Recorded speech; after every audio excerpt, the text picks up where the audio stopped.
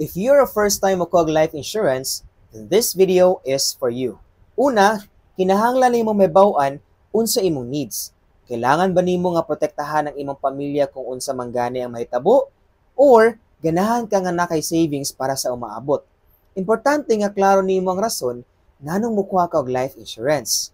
Kadua, sabta ang mga nagkalaing-laing klase sa insurance. Naay term life insurance nga for specific period lang ug whole life insurance nga naay savings component.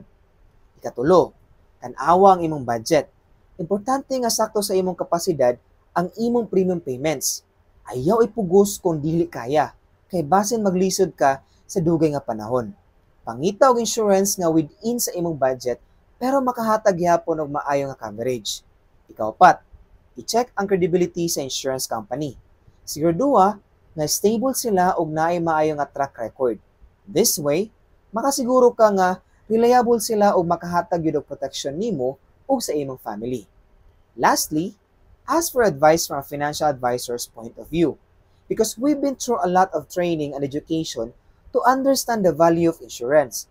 We can help you understand better kung unsa ang mga best options para nimo. Kung namoy mga pangutana or need of advice, feel free to message me.